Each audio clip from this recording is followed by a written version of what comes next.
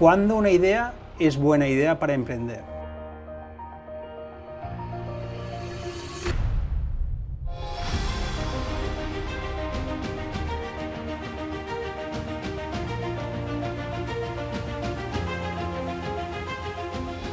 Las empresas que más dinero han ganado son las empresas que no han buscado ganar dinero. Son empresas que han buscado resolver un problema y resolviendo el problema como efecto secundario han ganado dinero.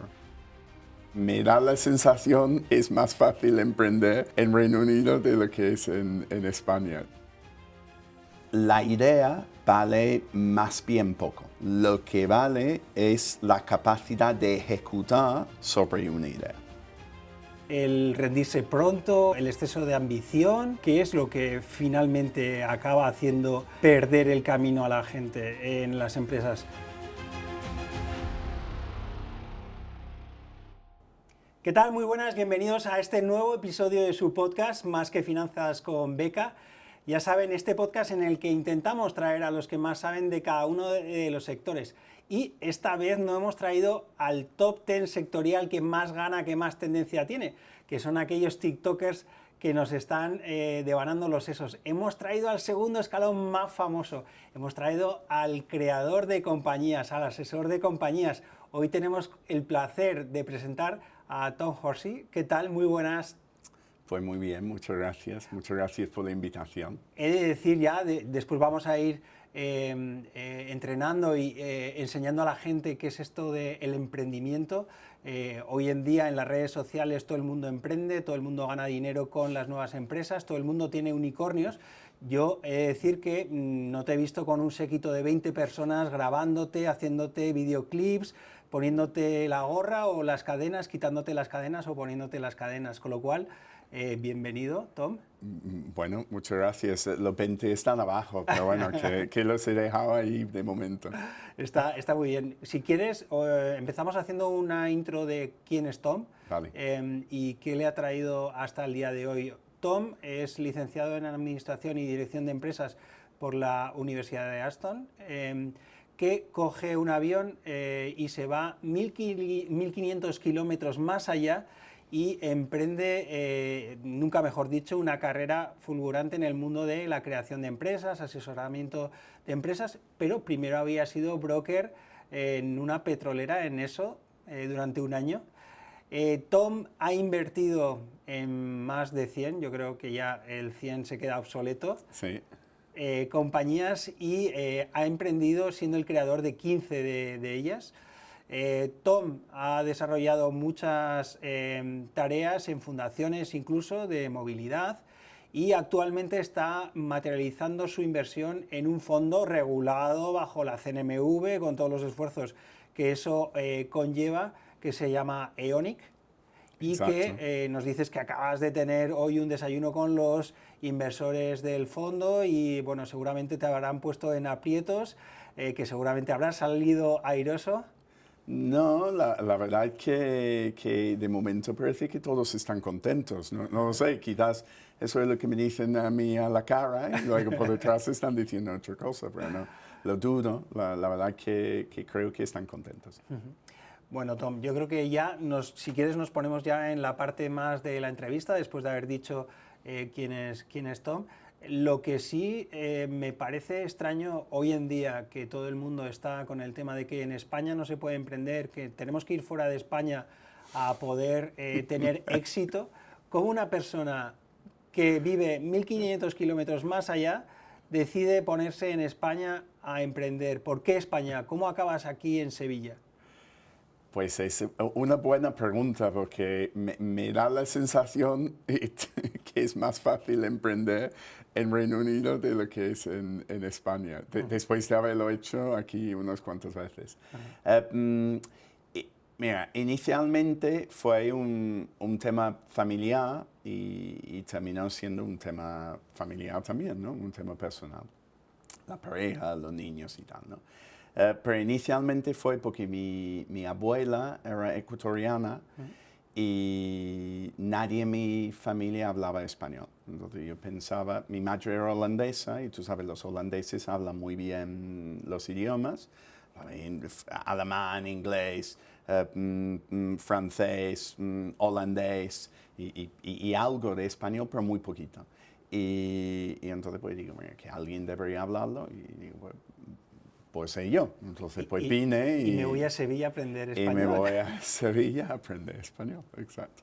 Y así fue el inicio. Eso de hecho se hace muchas veces un año sabático en Inglaterra entre el colegio y la universidad. Entonces lo hice entre el colegio y la universidad. Luego volví, luego trabajé en eso. Y yo pensaba trabajar en una petrolera. De hecho, me habían hecho una oferta de trabajo. Y un inglés que tenía una agencia de publicidad muy chiquitita en Sevilla, que me conocía, me dice, oye, ¿por qué no vienes y montas el departamento de publicidad online para mi agencia? Yo era el empleado número 5. Entonces, en 1996, con modems chillando, monté lo que, bueno, luego éramos 35 personas más o menos, pero monté lo que era el inicio de la parte online en una agencia de publicidad en Sevilla. No sé si es más difícil aprender castellano o español en Sevilla o ponerse a emprender, pero ¿cómo acaba una persona emprendiendo? ¿Qué es eso de emprender, Tom? Porque yo creo que está muy manido el término de emprender y quién es emprendedor, pero ¿cómo es la primera experiencia de Tom dentro del emprendimiento? ¿Cómo llegas allí? Pues podríamos decir que mi primera experiencia fue cuando llegué con 18 años para aprender español en Sevilla, porque no era capaz. Intenté encontrar trabajo de lo que fuese, guardia de seguridad en la expo, albañil, yo qué sé, profesor de inglés en academias y todo el mundo me rechazaba. Entonces digo, pues mira, que tengo que buscar algo. Entonces hice lo que se hacía en ese momento, era coger el papelito de A4 con los pequeños numeritos de teléfono ahí recortado ahí abajo, ofreciéndome para dar clases particulares de inglés. Y entonces pues monté, digamos, mi primer negocio dando clases. De hecho, salió bien. Terminé dando clases en un colegio oficial de ingenieros, a clases muy grandes, por lo cual te pagaban bien y tal. Luego, cuando volví, era como el trabajo, digamos, de nocturno, cuando estaba trabajando en la parte de publicidad online. Monté, digamos, un negocio online que hice por las noches y los fines de semana. Y luego, cuando hubo, digamos, una ruptura en entendimiento entre yo y quien era mi jefe en ese momento, pues me lancé a montar, digamos, el primer negocio con empleados, porque el resto habían sido, digamos, empresas, sí, bueno, la primera no, pero la segunda era una empresa, pero yo era el único empleado. Entonces era, no lo sé, supongo, dices, ¿qué es emprender? Pues es lanzar un proyecto nuevo. Yo muchas veces digo de la nada, crear algo que no existe y trabajar duro para que salga adelante. Y eso a veces haces con un equipo, de vez en cuando no lo haces con un equipo, de vez en cuando se hace más grande, de vez en cuando más pequeño, ¿no? Yo creo que Instagram, cuando se vendió por 1.000 millones, tenía 10 empleados, es decir, que no era un equipo súper grande tampoco. Has hecho, antes comentábamos fuera de cámara, que has hecho empresas de todos los sectores, empresas que se han dedicado al intercambio de apuntes, empresas más punteras con inteligencia artificial. ¿Dónde reside la oportunidad? ¿De dónde viene? ¿De dónde os nutrís? Vale, bueno, eso son participadas, es decir, las empresas que he creado yo, casi todos han sido dentro del marco de publicidad online o marketing online. Estos donde hemos invertido, somos agnósticos en cuanto a sector y tecnología por múltiples razones. Una de las razones es porque cuanto más amplio tu rango potencial de oportunidades de inversión, dentro de unos criterios claros, ¿no? Dentro de una tesis concreta, más probabilidad hay de encontrar una muy buena, ¿no?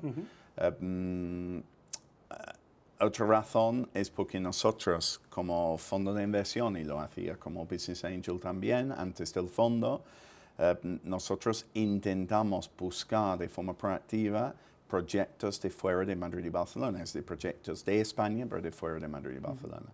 Invertimos en todo el país, es decir, que una empresa de Madrid se pone en contacto, podemos invertir, pero de forma proactiva lo buscamos fuera. Y eso significa también que la cantidad de empresas donde podríamos invertir también es más pequeña. Por lo cual, si encima limitamos aún más, pues entonces va a ser más difícil encontrar, digamos, los diamantes en bruto, que es lo que estamos buscando.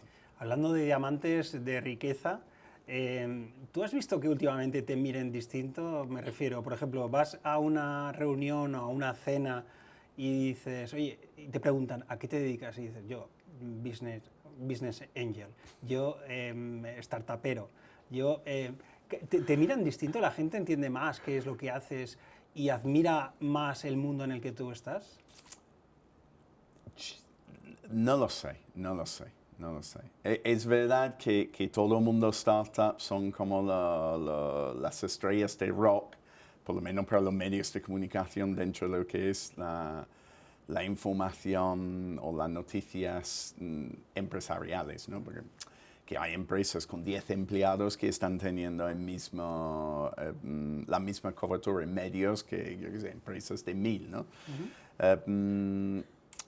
Pero no sé si te miran, la gente piensa realmente así en la calle, ¿no? Yo creo que es más una cuestión de que la gente quiere en los medios de comunicación quieren escuchar cosas nuevas, ¿no? O cosas fantásticas o cosas chulas, ¿no? Y es verdad que si tú eres una empresa de 250 empleados haciendo tornillos y tiene un negocio súper bueno que factura un montón y gana muchos beneficios, quizás no le interesa tanto que tiene una empresa de drones que están llevando paquetes de Amazon a gente, yo qué sé, en Carmona, en Andalucía, ¿no?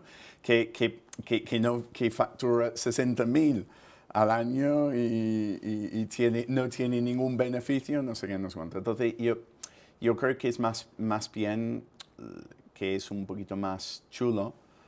Es verdad que son las cosas que están cambiando el mundo, no lo desprecio, pero sí es verdad que era un poquito más guay, digamos, que quizá negocios más tradicionales, que es la base de la economía. Sí, es decir, podríamos decir que actualmente el mundo de la startup tiene más glamour que antes. Eso. No sé si tiene más glamour que antes, se conoce el mundo startup más que antes. Y la pregunta obvia es, ¿está justificado?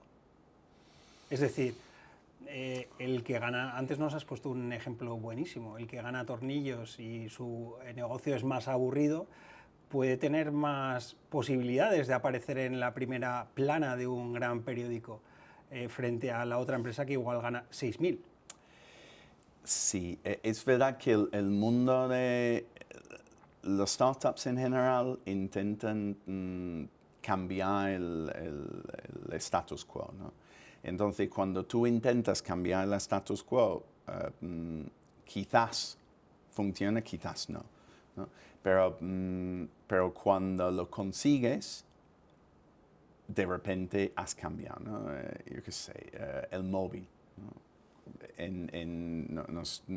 Nokia entra con el Nokia 5110, ¿no? Que fue como el primer móvil masivo. Y yo qué sé, 40% del público ni recordarán ese móvil, ¿no? El ladrillo que había de Nokia. Y hoy en día todos tienen un móvil. Hoy estaba en el desayuno y había 2 de las personas que tienen 2. Es decir, pero hace 20 años casi nadie, ¿no? El iPhone salió en 2007. Entonces, Sí, es verdad que son empresas más pequeñas intentando hacer cosas, pero cuando dan con la tecla, se cambia todo. ChatGPT, un ejemplo, Google, no sé, hay Uber, hay Airbnb, ¿no? Que al final esos son grandes éxitos, ¿no? Pero son todos startups que empezaron como el ejemplo de los drones que te he dado antes, Sí, ¿no? sí. Entonces, que sea merecido o no, pues supongo que sí, porque es el futuro. Y de hecho nosotros invertimos en el futuro, no invertimos en los datos de hoy, invertimos en una extrapolación de los datos de hoy y el poco histórico que puede tener una empresa, ¿no? Tom, mira, te voy a pedir ayuda. Tengo una amiga que se llama Nuria, con la cual juega al Euromillón. Yo creo que todo el mundo, a pesar de estar en finanzas, juega al Euromillón a sabiendas que no le puede tocar. Y con Nuria siempre tengo la misma conversación. Me hace una pregunta que es, ¿por qué no se me ha ocurrido a mí hacer eso? Yo creo que es una pregunta que todos nos hacemos cuando vemos en primera plana de un periódico o una noticia en Internet respecto a compañía A hace algo muy sencillo, muy obvio, disruptor, que parece evidente, pero que nadie lo había puesto en práctica. Mi pregunta es, Tom, ¿cuándo una idea es buena idea para emprender? Vale, yo te voy a cambiar un poco no sé si la pregunta, la respuesta No me hagas el No, no, gallego porque eres inglés. no, pero mira, yo creo que cuando Nuria te dice eso, digo, ¿por qué no he pensado en esto? Yo creo que muchas veces lo habrá pensado, ¿vale? Hay una gran diferencia entre pensar en una idea y ponerlo en marcha, ¿vale? Y la clave está en ponerlo en marcha, ¿vale? Entonces, la idea vale más bien poco. Lo que vale es la capacidad de ejecutar sobre una idea, ¿vale? Si cogemos el ejemplo de Airbnb, Airbnb empezó siendo compartir sofá, ¿no? Era duerme en el sofá, que además creo que hay otra plataforma que hace exactamente eso hoy en día.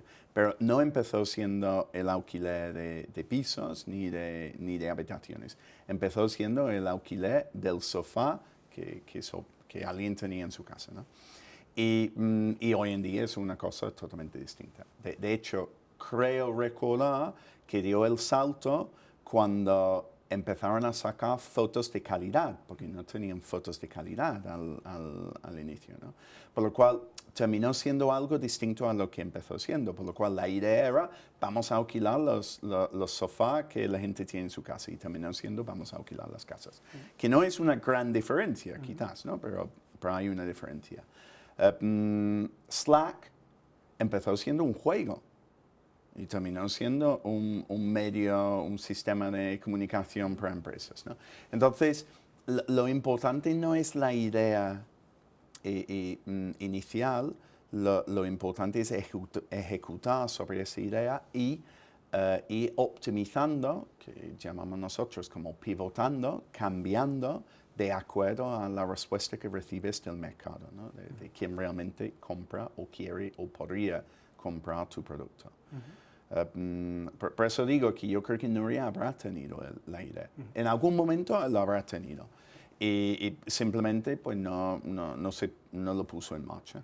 Eso es lo difícil. Sí. Hablando de dificultades, ¿cuál sería el error más común que encuentras tú entre aquellos que han tenido la idea y se ponen a ejecutarla? No llevarlo al mercado. No validar lo que es el producto realmente o la solución con el mercado. Mira, lo que hay que hacer siempre es escuchar al cliente, ¿no? Siempre lo han dicho, si tú, no sé, desde siempre, ¿no? Supongo que los romanos escuchaban al cliente y traían uvas de un tipo en vez de, yo qué sé, apricotes, porque comían más uvas, ¿no? Entonces hay que escuchar siempre al cliente y hay mucha gente que tiene una idea, dan valor a su idea está en sus cabezas y es perfecta, en sus cabezas y quizás es perfecta si el mundo fuera perfecto, pero ningún mundo es perfecto, ninguna empresa vive, digamos, en un mundo perfecto, ¿no? Siempre hay dificultades que cambian todo, ¿no? Que puede ser regulación, puede ser, yo qué sé, leyes, puede ser estructura, los clientes, la tecnología interna que tiene la empresa, yo qué sé, puede haber muchas razones, ¿no? Pero si tú montas una idea en tu cabeza y lo haces perfecto en tu cabeza y luego lo llevas al mercado, pues primero acabas de perder tiempo porque has terminado de hacer un producto y perfeccionar un producto sin haber preguntado al mercado. Y segundo, como es tan perfecto en tu cabeza, pues vas a decir, pues lo van a comprar. En algún momento alguien lo va a comprar, aunque el primer cliente dice que no, el segundo cliente dice que no, el tercer cliente te dice que no. Entonces, ¿qué deberían hacer en vez de eso? Pues salir al mercado cuanto antes. Sí, por eso el modelo existe esto del MVP, ¿no? El producto mínimo viable. Pero seguramente habrá alguna persona que está escuchándonos y dirá, oye, está muy bien esto de ir al mercado, que nos validen si mi producto es bueno o malo, pero también corro el riesgo de que se apoderen de mi idea. ¿Cómo harías tú para que no me la roben, aunque la rueda está inventada? Es que ese es el tema, que la idea no vale nada. ¿Sabes? Yo qué sé, ¿cuál fue la primera red social, ¿no? MySpace, que encima lo compra Murdoch, con todo el dinero que tiene ellos, y intenta sacarlo al mercado, no sé qué, no sé cuánto. ¿Y dónde está MySpace hoy en día? Aquí en España, 20, lo compra Telefónica por un montón de dinero, intenta mete dinero, apoyo, no sé qué, no sé cuánto. ¿Dónde está 20 hoy en día? Entonces, que esa idea no era lo importante. Podemos crear redes sociales, ¿no? Eso no era lo importante. Lo importante era la ejecución que hicieron, la tecnología que montaron, los procesos que montaron. Máquinas de búsqueda, Google, ¿no? AltaVista, Excite, Lycos. Así que, ¿sabe? Había muchas máquinas de búsqueda antes de Google. Chrome, Netscape Navigator, es decir, que no suele ser, para empezar, el primero que saca una cosa quien gane, ¿no? Y segundo, no es la idea, es la ejecución que haces. Tom, hablas de ejecución, me imagino que no todo el mundo es capaz de ejecutar, de llevar a cabo o a término una idea. Tú has sido mentor y sigues siendo mentor. Aparte de invertir en empresas, sigue siendo mentor de muchas compañías, pues en fundaciones, en otros ámbitos. ¿Qué es lo que más te preguntan los emprendedores? ¿En qué parte adolecen más de formación? La verdad que en mi caso me preguntan de todo. Yo no sé si es porque como hemos hecho tantas inversiones, como he hecho tantas empresas, me preguntan cosas de verdad que de todo. No hay ninguna línea de preguntas muy clara en ese sentido. Normalmente empiezan con cuestiones un poco más, te diría, casi filosóficas. ¿Vale? Cosas relacionadas con, oye, yo estoy emprendiendo, voy por buen camino, no voy por buen camino, pero no solo la empresa a nivel estratégico, ellos dentro de la empresa, cómo están gestionando la empresa, las ideas que tienen del futuro. Suele empezar un poco por allí, que parece muy poco importante, pero si tú no, volviendo un poco a lo de Airbnb, ¿no? Airbnb tenía, aunque terminó haciendo algo distinto a lo que empezó haciendo, tenía lo que yo llamo, digamos, su estrella del norte, ¿no? Su norte magnético. Que ellos iban hacia ese norte magnético, simplemente que, bueno, empezaron en Sevilla y terminaron en Vigo o terminaron en Bilbao en vez de en Barcelona, ¿no?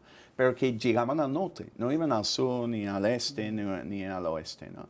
Entonces, tienes que tener claro ese camino para no perderte demasiado con el día. Es decir, cuando tú ibas navegando en el pasado, buscabas la estrella, y dices, vale, pues ya sé por dónde tengo que ir, ¿no? Por dónde levantaba el sol, o dónde caía el sol, ¿no? Que decís, ya sé que voy más o menos por el camino correcto, aunque llegue a Cuba en vez de la India. Bueno. La pregunta es, por tu historia, ¿qué es lo que finalmente acaba haciendo perder el camino a la gente en las empresas? ¿El exceso de ambición? ¿El rendirse pronto? ¿Qué es lo que hace generalmente al emprendedor? ¿Fracasar o perder el camino? Ambas dos. Vale. Perder el camino suele ser porque la gente no tienen claro, digamos, ese norte magnético. No tienen claro cuál es su objetivo a medio y largo plazo. Y se pierden en el corto plazo, ¿vale? Entonces, si tú te metes en el bosque y no estás pendiente de dónde vas, pues terminas dando vueltas, ¿no? No pasaría todo. Uy, he estado aquí antes. Y das otro vuelto y dices, estoy en el mismo sitio donde estaba antes, ¿no? Entonces, tiene que tener, digamos, ese objetivo a medio y largo plazo claro, porque hay muchas cosas en el día a día, muchos fuegos pequeños, muchos problemas, muchos estreses que te hacen perder ese destino, digamos, para ti o para tu empresa, o para tu producto, o para todo junto, ¿no? ¿Qué suele terminar en el fracaso? Y eso lo miro mucho, solo tengo mis estadísticas, digamos, propias de las empresas que han cerrado, pero bueno, son unas cuantas entre las mías propias y las de participadas. Y yo te diría dos cosas principales, ¿vale? Uno, son conflictos entre los socios, ¿vale? Y eso puede ser de muchísimos distintos tipos. Tengo historias, anécdotas de pesadilla un de bético mucho contra tipo. un sevillista o cosas así, empezando por ahí. Por ejemplo, no, eso no creo que sea problemático, pero sí, gente que tiene distintos objetivos, uno quiere que gane a Betis, otro que gane a Sevilla, pues no es compatible, ¿no? Entonces, muchas veces problemas entre socios.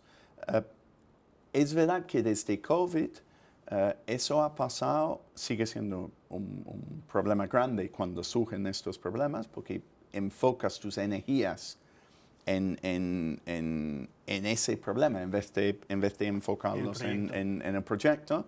Y cuesta mucho sacar un proyecto adelante, así que si pierdes energías en otras cosas que encima te hacen daño al proyecto, pues es más improbable que vaya a salir. Pero desde COVID te diría que aún más importante es la resiliencia psicológica de los emprendedores. Yo creo que ha habido un cambio de chip en el mundo, donde ya sabemos o contemplamos que mañana podría cambiar todo. Lo sabemos, siempre lo sabemos. Vas andando por la calle y chocas con un coche y adiós y muy buenas, ¿no? Eso puede pasar en cualquier momento. Pero ya lo hemos vivido como mundo mundial, ¿no? Entonces, ya que la gente tiene eso más presente en la cabeza, pues quizás no estás tan dispuesto a hacer sacrificios en el corto plazo para conseguir un objetivo a largo plazo, ¿no?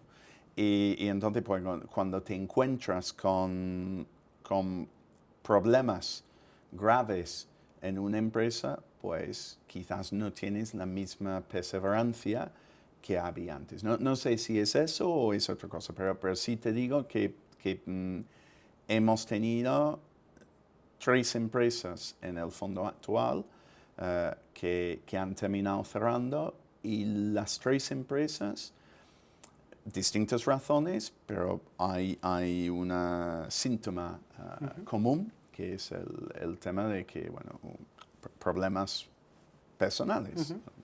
Digamos. Ahí donde ven a Tom, Tom también suele hacer sus vídeos, yo he estado viendo algunos de sus vídeos y en alguno de ellos hablas de la estadística personal que tienes respecto a la edad de los emprendedores, si es un hándicap, si es un potencial. ¿Cómo lo ves? ¿Más joven, menos experiencia, menos rentabilidad o más atrevimiento y más rentabilidad? Mira, estadísticamente la mejor edad para emprender es como 45. Eso son las estadísticas. Y tiene mucha lógica. Tienes experiencia, haces las cosas con cabeza, tienes contactos, tienes más capacidad económica para aguantar, digamos, el inicio. Quizás ya no tienes bebés despertándote a las 5 de la mañana, por lo cual duermes mejor, por lo cual tienes más tiempo para cuidarte, comer bien, eres más consciente de que tienes que comer bien, que tienes que dormir bien, que tienes que hacer ejercicio, todas cosas que ayudan a que el cerebro funcione mejor. Por lo cual estadísticamente es así. Y nosotros hemos tenido más éxito con emprendedores más mayores que emprendedores más jóvenes. Por lo cual, el típico ejemplo que sale en los medios de comunicación no es quizás realmente el... Porque uno está acostumbrado a ver a Zuckerberg o a niños de OpenAI viendo rentabilidades brutales y ideas superlativas y se nos olvida que hay otra gente que a otras edades emprende también. Que emprende. Pero sí es verdad que la energía que tiene alguien joven, yo no tengo la misma energía que yo tenía con 25 años, ¿sabes? Si imagina que, yo qué sé, lo típico, ¿no? Tiene una startup, cierras un acuerdo buenísimo, todos salís para tomar cervezas. Yo estoy medio muerto durante 2 días después, ¿sabes? Y eso con 25 años, pues, no había ningún problema. Entonces, es verdad que eso se nota.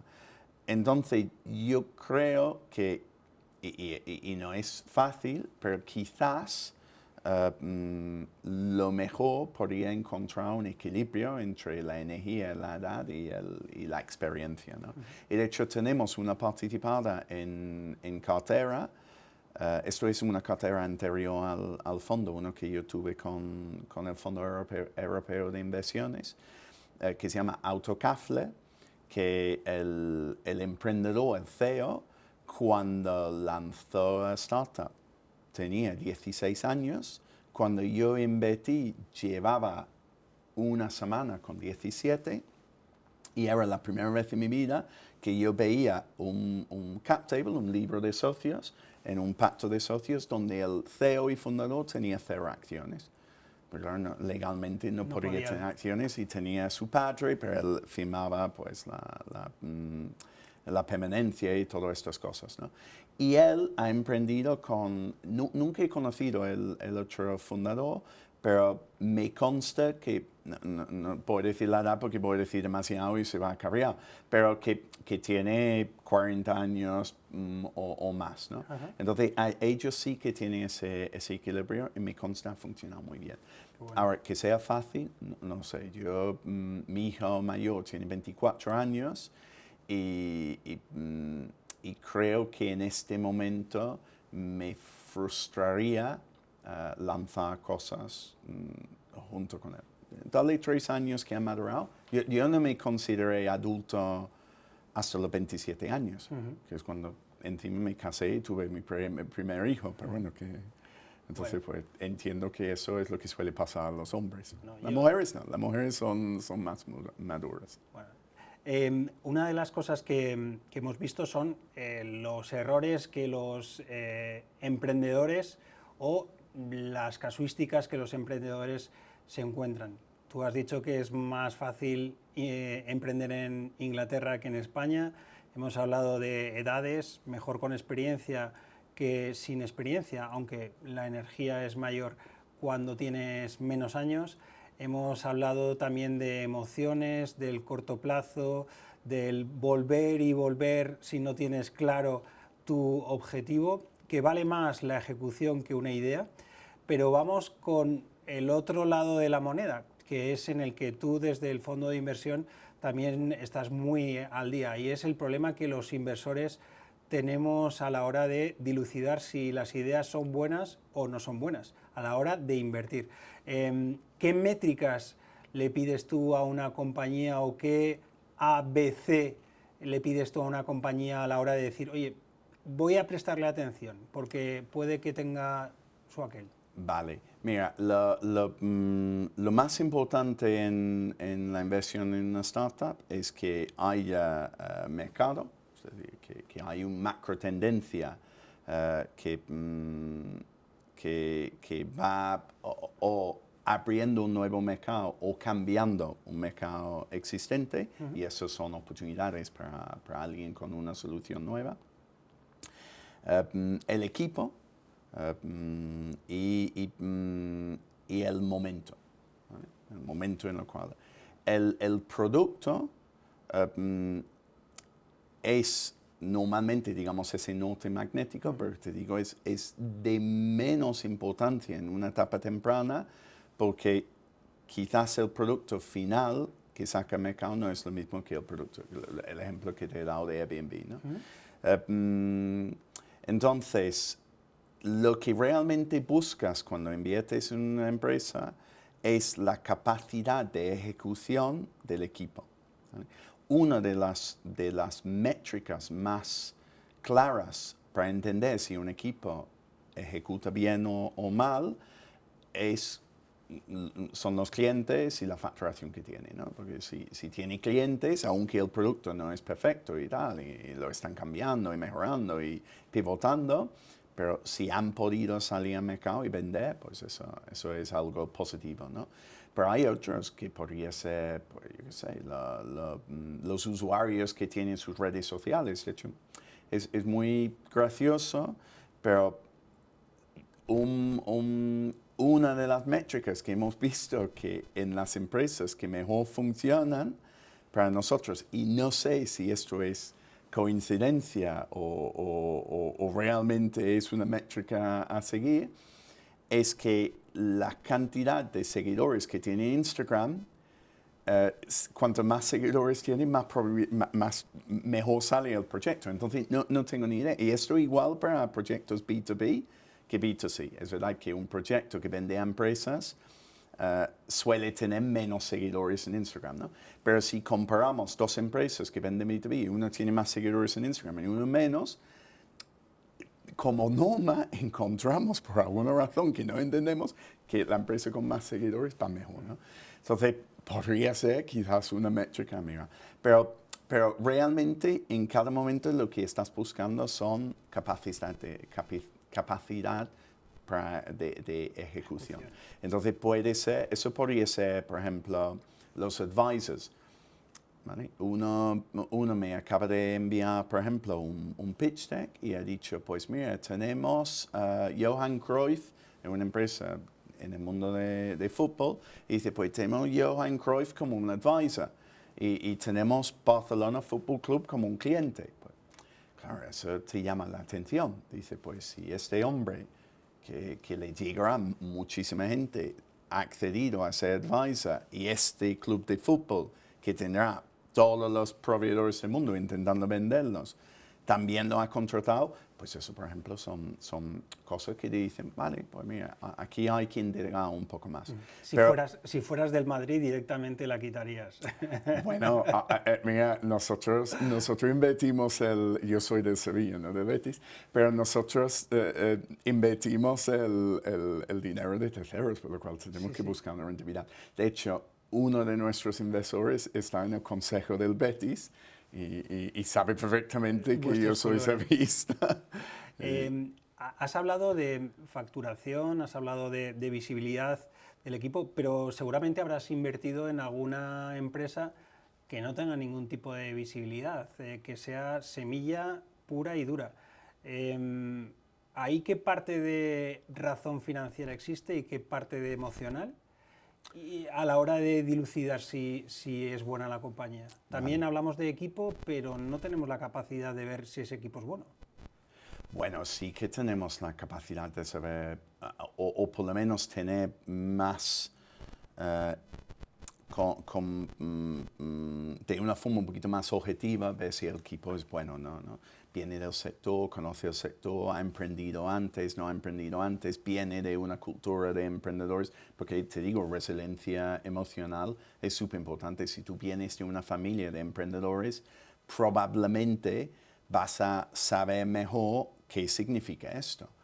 Es decir, que yo sé, si tú corres normalmente carreras de 5 kilómetros y lo haces súper bien y eres muy buen corredor y te pones en un maratón, quizás no aguantas.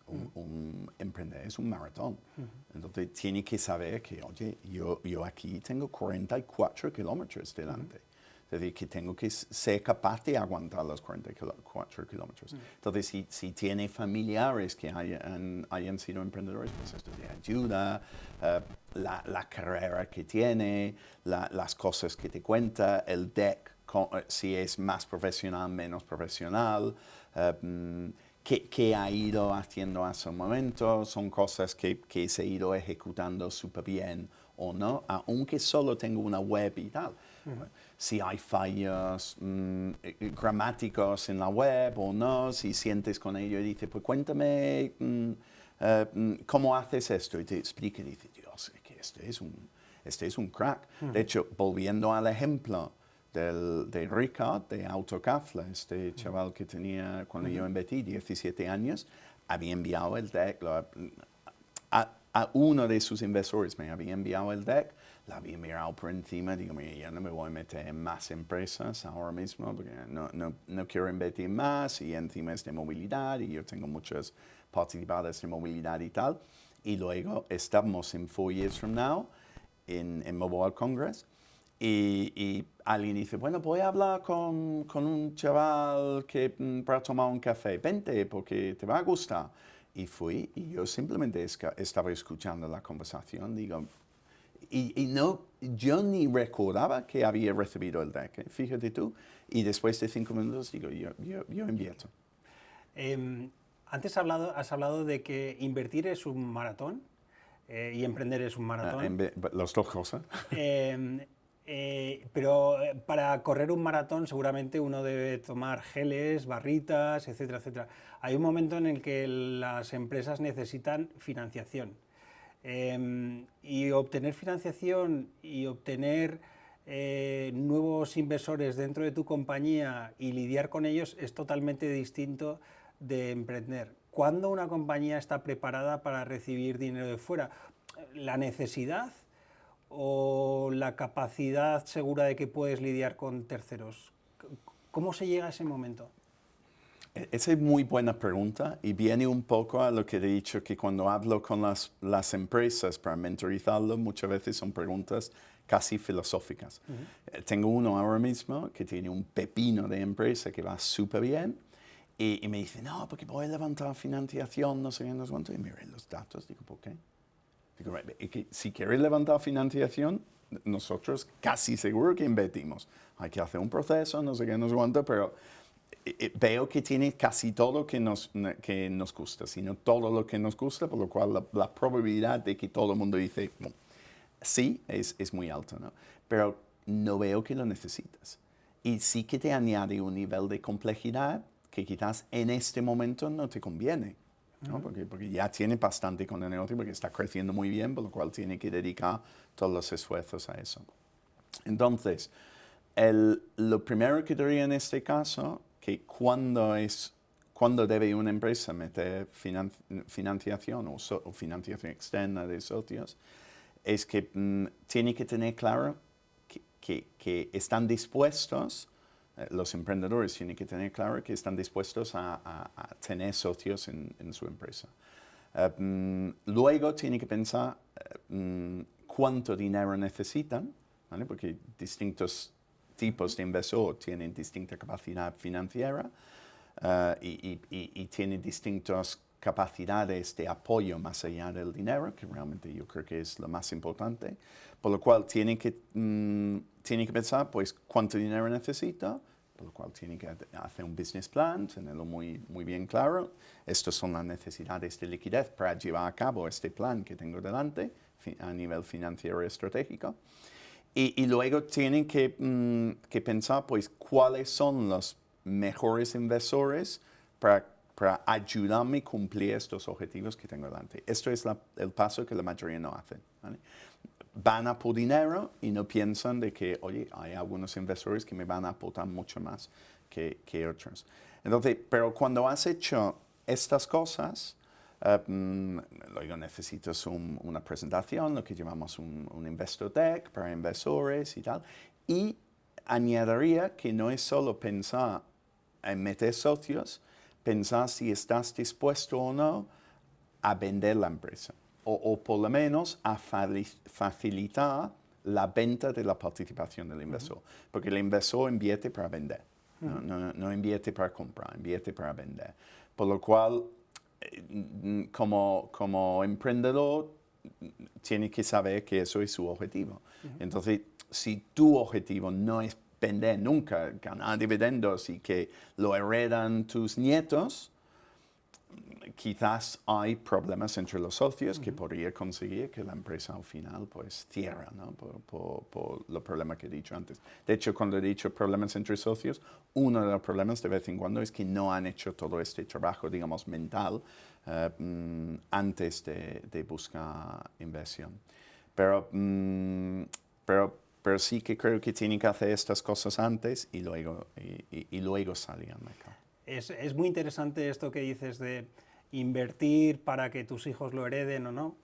Yo te digo que aquí en el mundo financiero existen incluso grupos de WhatsApp que entre ellos se pasan ideas de posibles empresas unicornio o de posibles ideas que están levantando su dinero y bueno, vas metiendo 1000 euretes, menos de 1000 euretes y dentro de este grupo hay empresas que mueren y hay empresas en las que uno invierte y ve que después, a lo largo de los años, son grandes empresas, pero les han hecho perder dinero en el camino porque te amplían capital, bajas tu participación. Al final del todo el proceso y cuando la empresa es buenísima, tú acabas con un capital muy pequeño sobre esa empresa galáctica que te había gustado y es porque te han tratado mal. ¿Eso existe? ¿Cómo se evita? ¿Cómo te blindas? ¿Cómo ayudamos a toda esa gente que quiere invertir, que invierte cuando el emprendedor lo necesita, pero al final no ve rentabilidad? Vale, mira, y yo creo que la primera regla ahí, y es muy difícil si solo inviertes 1000 euros porque no es lo suficiente para, digamos, para realmente tener la atención y la relación, digamos, probablemente con los founders, ¿vale?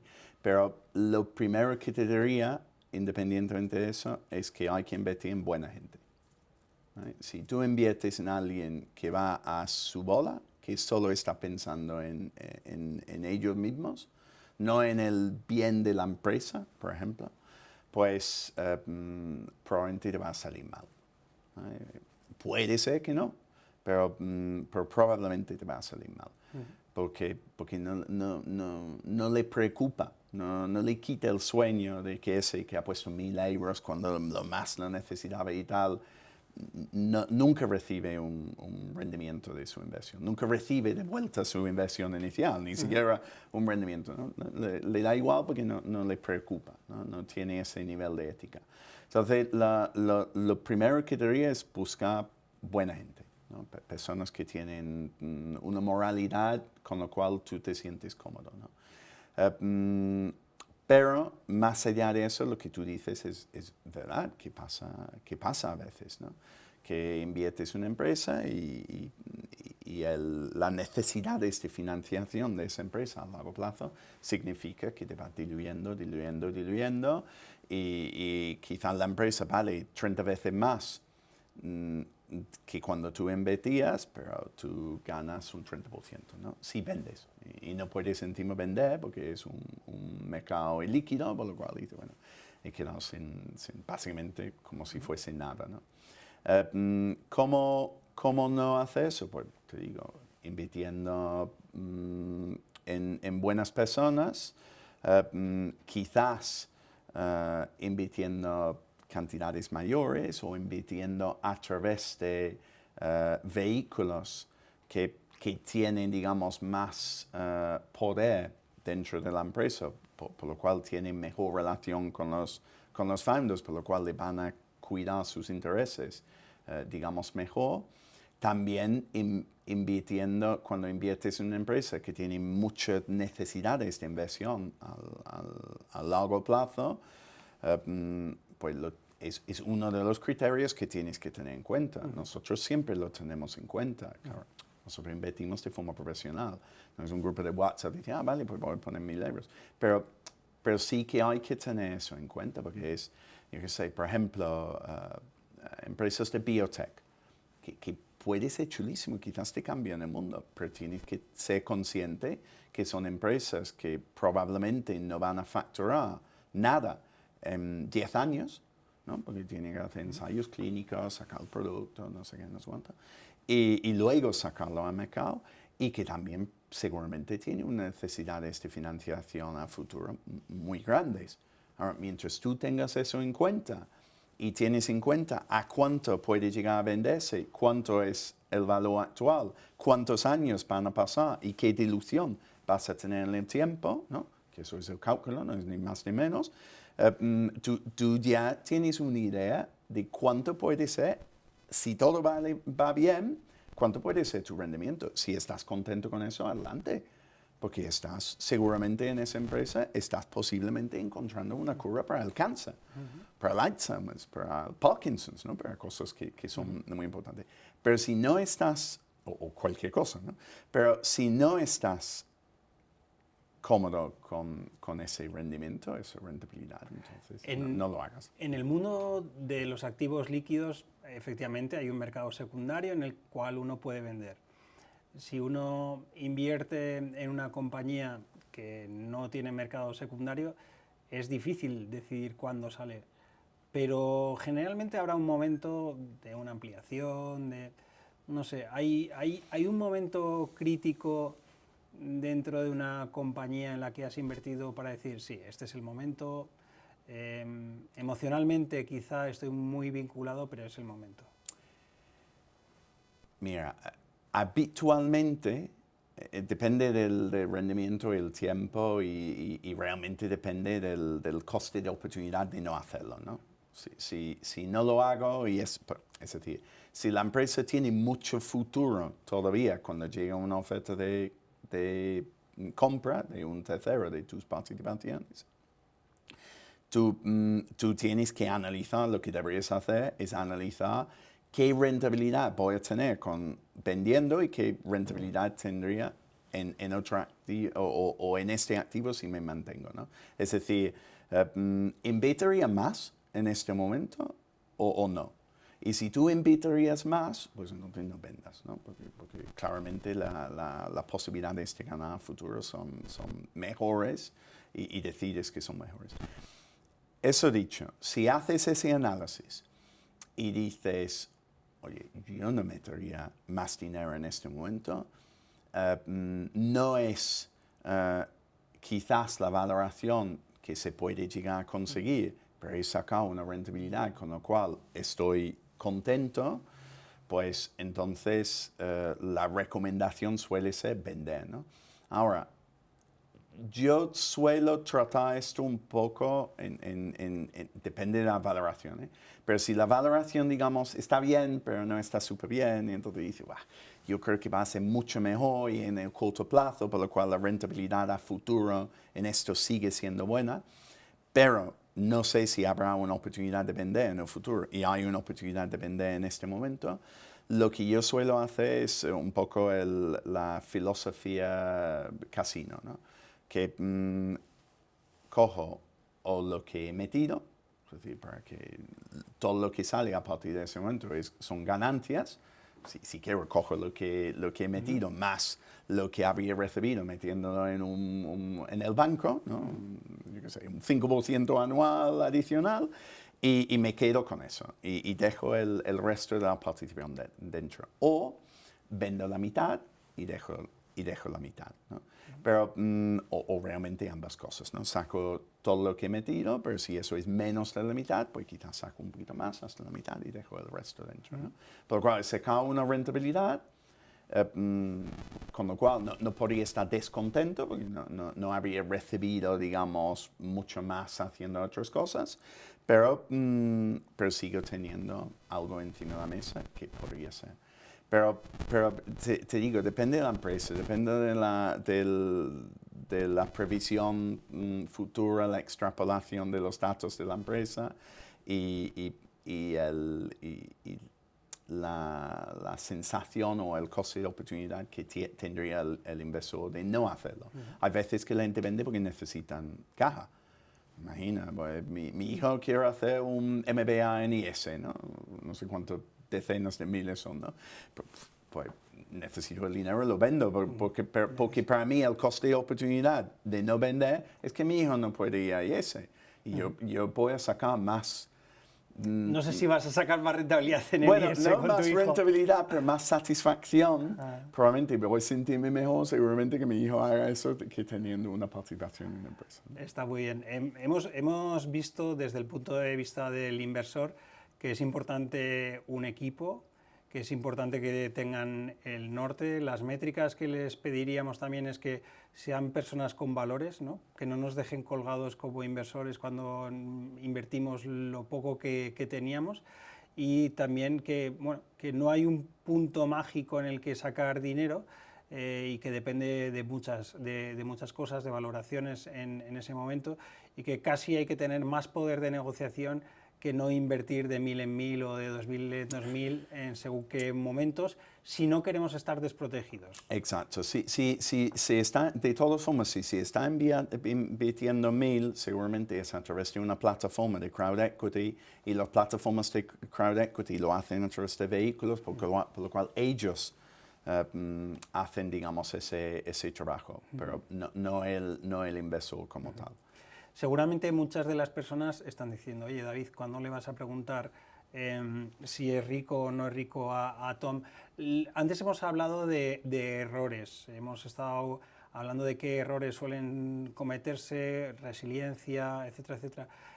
¿Qué grandes aciertos has tenido y qué has sacado de los aciertos? Yo creo que la gente que nos esté viendo se va a quedar más con qué has sacado de esos aciertos para intentar aplicarlos ellos. Vale. Dices en cuanto a qué reglas o qué reglas he sacado. Vale. Pues he dicho mucho de las reglas, sí. Quizás no de una forma tan directa, pero que más o menos te he dicho todo lo que hay que saber para invertir, digamos, bien en esto. Menos uno que me falta, que es la diversificación, ¿vale? Pero hay que tener bastante diversificación. Mira, la empresa que más rentable me ha salido es una donde gané además el mayor éxito del año en España de 2020, que era una empresa de logística que se llamaba MOX, era una empresa de logística de última milla. ¿Qué pasó de, no me lo quiero inventar, pero que pasó de 11 a 1000 trabajadores, ¿puede ser? Yo creo que terminó en 800 algo, pero sí, más o menos. Puede haber un pico en Black Friday o algo así, que sí que tenía, o Navidades, que sí que tenía 1000 empleados, pero más o menos eran unos 800. Y además era de Granada, por lo cual es bonito ayudar que se crea ese tipo de empresa en una ciudad así, ¿no? Pero allí es donde he sacado mayor rentabilidad.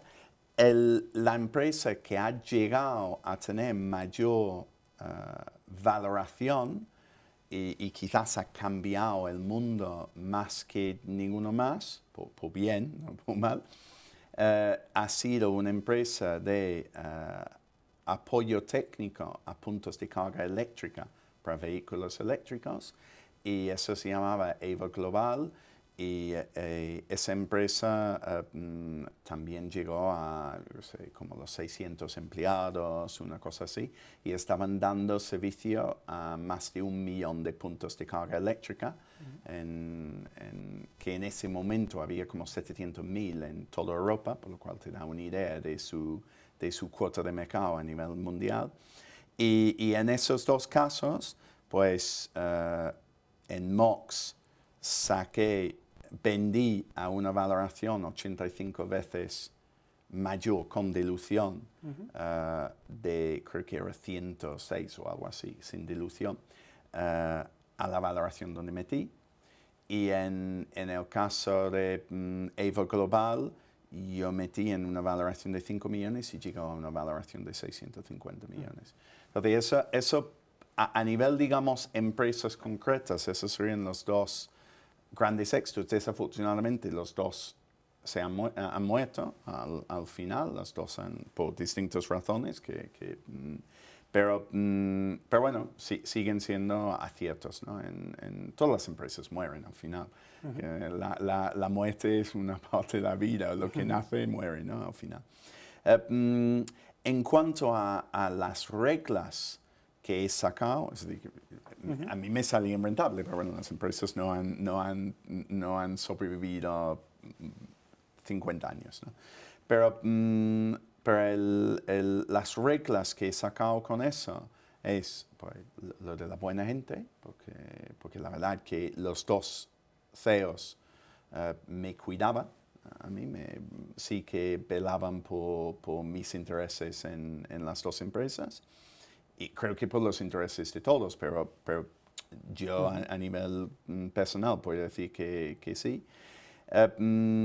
Macro tendencias, ¿vale? Uno era el paso de la compra, digamos, en físico a la compra digital, es decir, del e-commerce. Un Amazon. Sí, bueno, era de logística, pero sí, trabajaba inicialmente con Just Eat, de hecho Just Eat era un inversor, uno de los socios, y luego con el mayor cliente que tenía en paquetería, es decir, que trabajaba con Uber, Just Eat y Glovo, y luego el mayor cliente que tenía en cuanto a paquetería era AliExpress. Pero te digo, en vez de ir al restaurante, pedía a casa, en vez de ir a la tienda, pedía en e-commerce, es decir, que eso era una macro tendencia clara y había cada vez más necesidad de la última milla, ¿no? Es lo que hacíamos.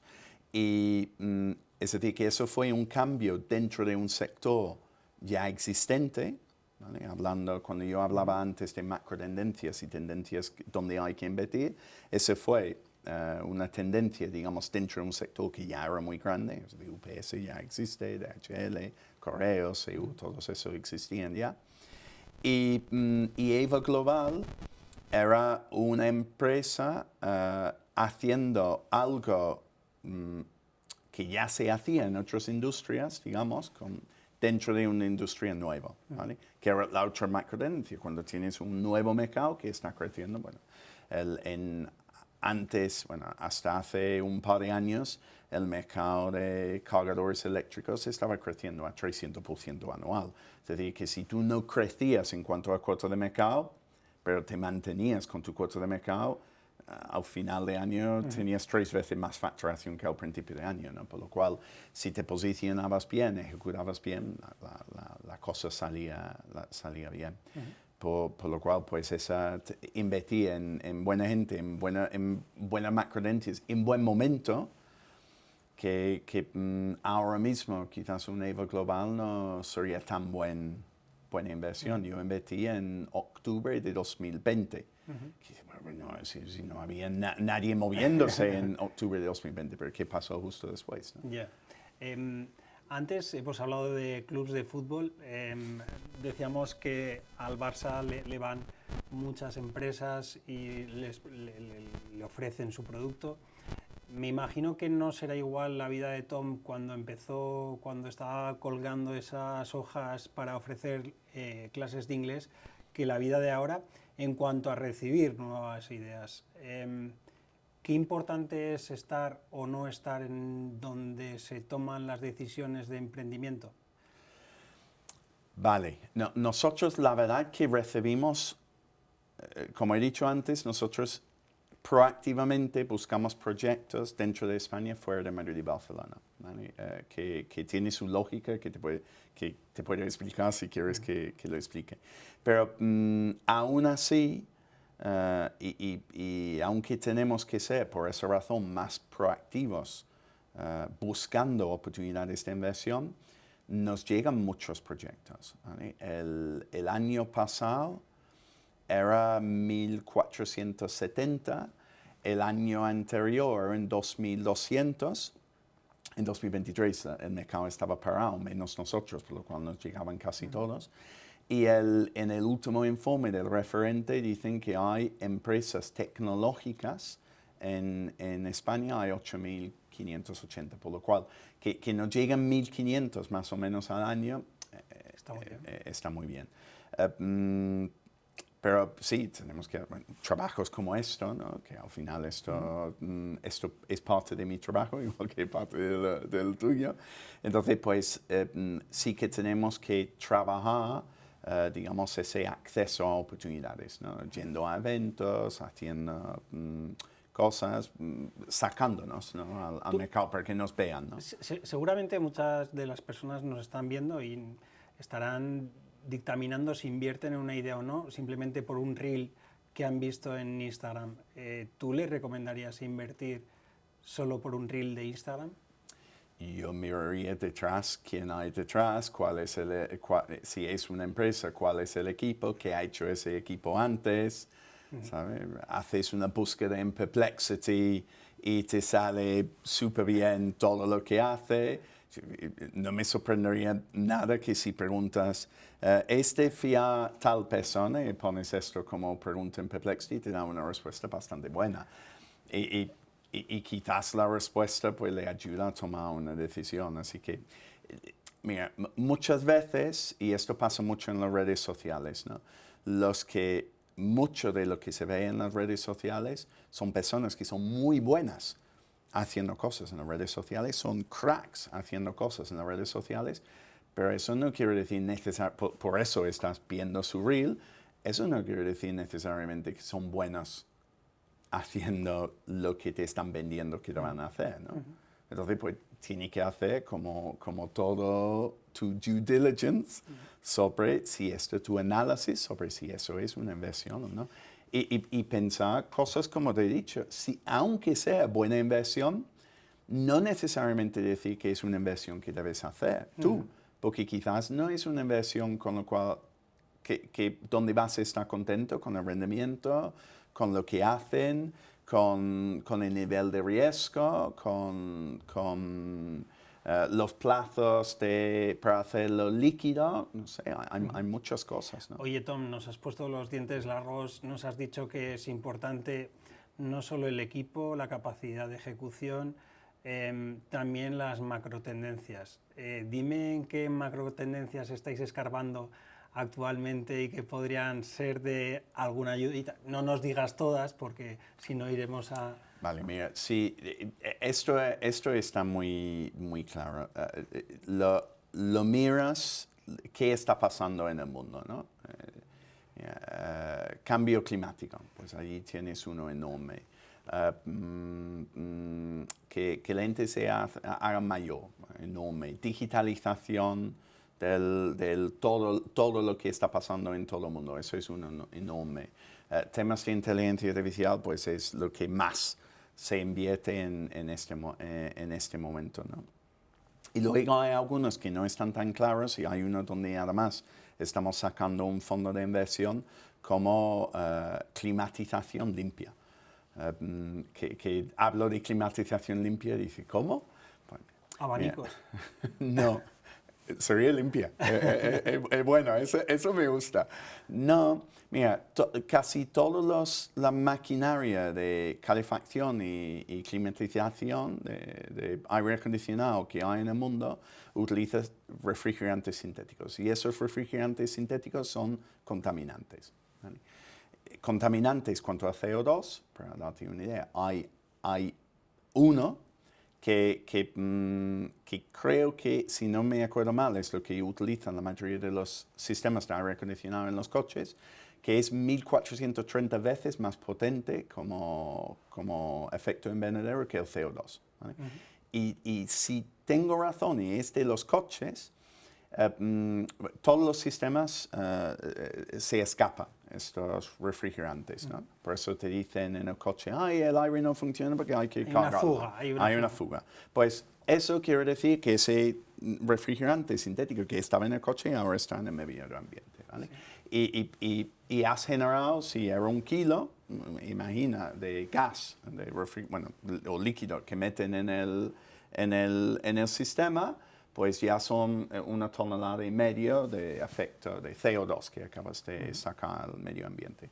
Pero también son contaminantes en cuanto a tóxicos. Hay unos químicos que se llaman PFAS, que no se biodegradan, es decir, que la naturaleza no puede destruirlos, ¿no? Por lo cual van creciendo haciéndose cada vez más potente en el agua, en la carne, en nuestros propios cuerpos, que causen cáncer. O todos los estudios hasta el momento demuestran, o la mayoría de los estudios hasta el momento demuestran. No puedo decir que 100% seguro, pero si miras, lo buscas en Perplexity y dices, oye, ¿los PFAS son buenos o malos? Y a ver lo que dice, ¿no? Y todos los sistemas lo hacen, pues refrigerantes naturales, que son CO2, propano, amonía, es decir, cosas que existen en el medio ambiente y no son caros de generar, de fabricar, digamos, cultivar. Los sistemas de refrigeración que utilizan esto han existido desde hace 100 años.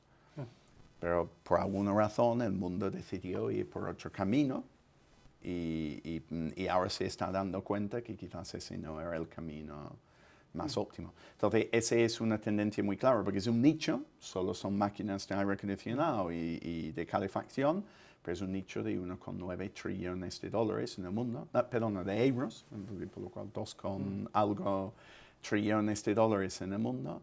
Y allí sí que estamos metiéndonos a saco. Pues tomamos nota y tomen nota. Lo que también estamos viendo es, como bien decías antes, es esa megatendencia de la inteligencia artificial, ¿no? Sí. Y no me quería ir hoy sin preguntarte cómo estamos de inteligencia y cuánto de artificial y cuánto de racional. ¿Cómo ves todo el tema de la inteligencia artificial? ¿Es un must? Obviamente todo el mundo la emplea. ¿Y ves muchas oportunidades ahí? Yo creo que hay muchas oportunidades. Yo creo que está cambiando el mundo y no sé hasta qué punto va a cambiar el mundo. Es decir, que ahora mismo está claro que hay oportunidades. Hay muchas oportunidades para mejorar la eficacia de lo que nosotros hacemos. Yo utilizo, por ejemplo, un agente que me ayuda con el email, que a mí me ahorra 2 horas al día de trabajo, por lo cual tengo 2 horas para dedicarme a otras cosas, ¿no? En el trabajo, por lo cual soy mucho más productivo, ¿no? Pero siguen. Y cada día hay nuevas cosas. Entonces, sí es verdad que hay muchas oportunidades y hay que aprovechar las oportunidades, pero no sé dónde, en qué momento se ve el fin, ¿no? Porque empieza a ir con tanta rapidez que empieza a ser imposible para el ser humano, quizás no para el ser IA, saber por dónde va a acabar, ¿no? Sí, mi pregunta iba más encaminada a... Antes has hablado que uno de los momentos importantes es saber cuándo invertir. Ah, vale. Sí, es el momento. Vale. Es el momento, es decir, me imagino que quizás si echas la vista atrás, ideas sobre la inteligencia artificial que te presentaron hace un año te podían parecer brillantes, pero dado el vuelco y la rapidez a la que va, se han quedado obsoletas y hubiera sido erróneo invertir en ellas. Es difícil, tiene que ser difícil. Es difícil. Yo creo que hay mucha oportunidad digamos, agentes, es decir, soluciones que utilizan la inteligencia artificial para resolver un problema y lo que venden es la solución al problema, porque si van mejorando los modelos, irán mejorando el agente, ¿no? Pero siguen resolviendo un problema. Y ¿Nos puedes explicar qué es eso del agente para los que...? por ejemplo, tenemos una empresa que se dedica a generar contactos comerciales, es decir, B2B, y personalizar el contacto con esa persona, de generación de lo que llamamos leads, ¿no? De clientes potenciales para empresas. De hecho, tenemos 2 empresas que hacen eso en la cartera, ¿vale? Entonces, tú, digamos, programas el agente. Normalmente hay un proceso medio manual, ¿no? Que empiezas y dices, mira, yo busco contactos de este tipo, ¿no? O busco contactos que son similares a esta persona que ha sido para mí el cliente perfecto. Entonces, la gente busca contactos que son similares a esa persona, busca sus datos de contacto y contacta a esas personas dentro de un flujo de comunicaciones, todo automatizado. Entonces, lo que tiene que hacer hoy en día el comercial que está trabajando que tiene contratado este servicio, es simplemente identificar cuáles son los clientes potenciales, el tipo de cliente o el ejemplo de cliente. Varios ejemplos, cuanto más ejemplos mejor, porque entonces el modelo es capaz de identificar personas similares a estos clientes y luego hacer pues, las presentaciones de servicio, ¿no? Hay hasta modelos que hacen las presentaciones de servicio, las videollamadas también con inteligencia artificial. Pero eso es un agente, ¿vale? El agente que utilizo yo, por ejemplo, para email, que no es participada nuestra, lo que hace es que cuando alguien me escribe un email, analiza el asunto, es decir, qué he escrito yo en el pasado sobre ese asunto, analiza mi histórico de comunicación con esa persona y luego me propone un borrador de email de respuesta teniendo en cuenta, escrito como si fuese yo, porque está cogiendo solo información mía para hacer este trabajo y me propone un borrador. Ese es un agente que detrás habrá pues Claude o OpenAI o yo qué sé, o Gemini o no sé qué, o Grok, no sé qué sistema, Llama, no sé qué, DeepSeek, no sé qué sistema habrá detrás, pero para mí lo importante es que eso funciona muy bien, ¿no? Y que hace la conexión con Gmail muy bien y luego me busca en el calendario cuando tengo huecos libres, puedo fijo reglas, para aprendiendo las reglas de acuerdo a la comunicación, el chat que tengo con el agente. Esos son agentes, ¿no? Entonces, agentes que resuelven problemas, pues creo que allí hay una oportunidad muy buena y creo que hay una oportunidad muy buena en lo que llaman LLMs, que son, en vez de Large Language Models, como ChatGPT, con Small Language Models. Entonces, estos son modelos un poco como quizás el ejemplo de mi agente de email, ¿no? Que cogen información, por ejemplo, de una empresa y lo único aprendizaje es sobre la información de la empresa o tal. Entonces tenemos una empresa, por ejemplo, en cartera que se llama Aunoa. Los 2, por ejemplo, de los agentes de comercialización se llaman Combo AI y Mass Leads. Pues tenemos otro que se llama Aunoa, que lo que hace Aunoa es analizar toda la información dentro de una empresa para hacer atención al cliente. Entonces hace atención al cliente por email, por redes sociales, por chat, por WhatsApp, por teléfono, y sacan, contestando toda la información del cliente. Entonces, lo único que necesita Aonoa es conocer todo lo que hay en la empresa, todo lo que se va creando, toda la información interna que hay en la empresa, toda la información del lenguaje, del reconocimiento del lenguaje, y luego, pues, quizás hay que hacer algunas consultas externas que sí se hacen a modelos de LLM para cubrir, digamos, huecos quizás en el conocimiento que necesita para contestar algo en concreto, ¿no? Qué bueno. Pero ese tipo de agente que resuelve un problema muy concreto, pues eso es el norte magnético, ¿no? Yo resuelvo este problema, pues finalmente irán encontrando su camino. Entonces, sí que hay oportunidades y yo creo que en concreto en inteligencia artificial eso sería uno de ellos. Hay, por ejemplo, una macrotendencia que no dije antes, que se me olvidó, que además es donde más inversión hay en España o más startups hay en España, que es e-health, ¿no? La digitalización de la medicina. Biotech es número 2. Pero la salud se está digitalizando. Sí, de hecho aquí hemos tenido sentados en la mesa a gente ligada con la salud, con producto de salud, con ideas para estar más saludables y somos conscientes de la importancia. Importante también es el tiempo, vamos a ir un poco ya dando las últimas pinceladas porque me interesa saber, en el 96 llega Tom a España. Estamos en el 25, forma la familia, forma un fondo de inversión. ¿Ahora qué, Tom?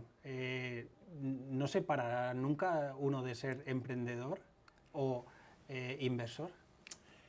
Yo creo que no. Mira, acabo de volver de un viaje de negocios a Hong Kong con un socio que tengo en una empresa que es de mi época, digamos, que sigue existiendo, ¿no? Pero mi época de emprendedor. Y era su idea. Él tiene 84 años. Nunca se acaba. No, yo creo que, y además para mí es un modelo a seguir, porque Dios, que tenga la salud y las ganas y la energía de montarse en un avión, de ese 20 horas de viaje a otro país, que además es muy húmedo, mucho jaleo, mucho calor, y luego ir a una feria de evento y tal, pues que para mí me encantaría hacer eso con 84. Así que yo creo que no, yo creo que esto es...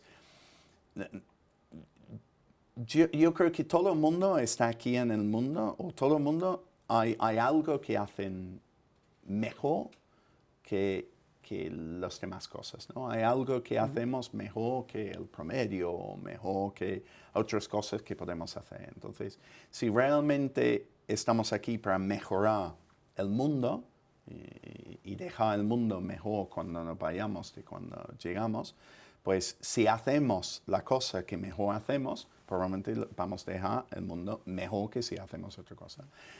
En mi caso en concreto, por una razón que no entiendo, es